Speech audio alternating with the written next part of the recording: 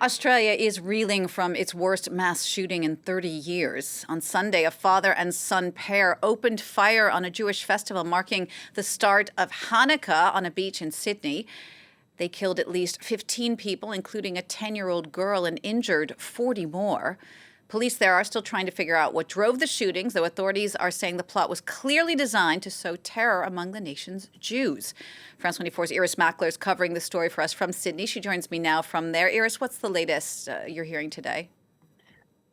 What we've seen today is, I think, the entire Australian community in shock, literally reeling. People have said to me, and I've heard politicians saying, this is un-Australian. Australia is not a place that has many mass shootings, and certainly not at Bondi Beach, that icon of Sydney, maybe even the most famous beach in Australia, that says something to Australians about themselves. It's an international icon known all over the world, and that people, beachgoers, could be running in terror, that other people could be being picked off by two shooters like fish in a barrel, that children were the target, that dogs were running around not knowing what to do. It just is a complete shock to the Australian population.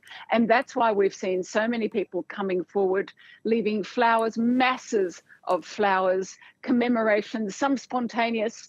It's the second night of Hanukkah, that Jewish festival that was being celebrated last night. People have been coming there to say Jewish prayers as well, to leave their flowers. Politicians, including Australia's Prime Minister, have been coming.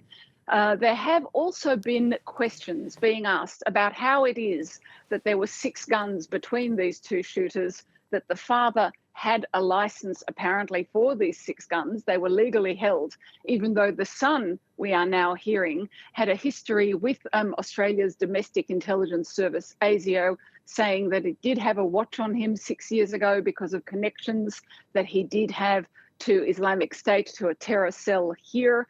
They then decided he wasn't a major risk. Nevertheless, these questions being asked, and some suggestion that now we are going to see a change in Australia's gun laws to make it harder for people to access. And Australians do not have access to automatic weapons any longer after the mass shooting 30 years ago, but tightening up further Australia's gun laws. So given that, Iris, what would that tightening up of gun laws look like exactly? How much farther can they go?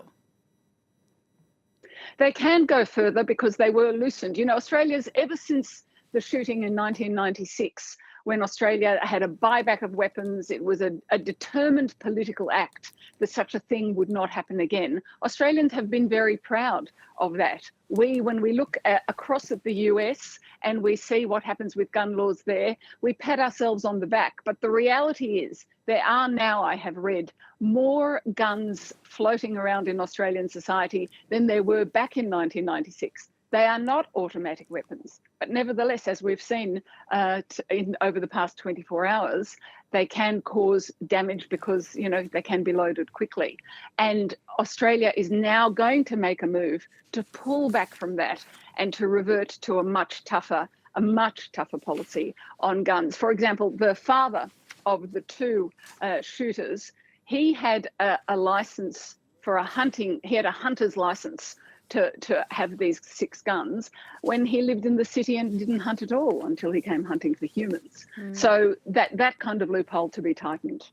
And Iris, many people around the world who were following these developments over the day Sunday have seen the video of a man who actually rushed in and ripped one of those guns from the hands of one of the alleged attackers. What more do we know about this man who's now being hailed as a hero around the world? He is definitely a hero. He was unarmed and he went and disarmed a man who was there on this terrible mission. So yes, he is a hero. His name is Ahmed Al-Ahmed, and he is, like the two shooters, he is a migrant. And I think in addition to his incredible heroism and the fact that it was all captured on video, the entire sequence, so everybody has been able to see it, in addition to that, he's a migrant from Syria. He came in 2006. He's a former member of the Syrian police, which is, I think, why he was, you know, you could see he was trained to disarm someone. And he was there just having a cup of coffee.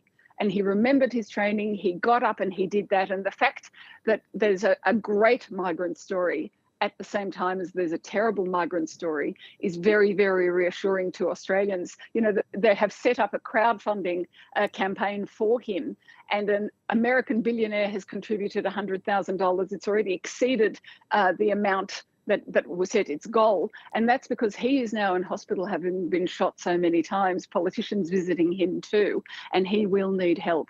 And Australians and people all around the world are showing that they think he deserves it.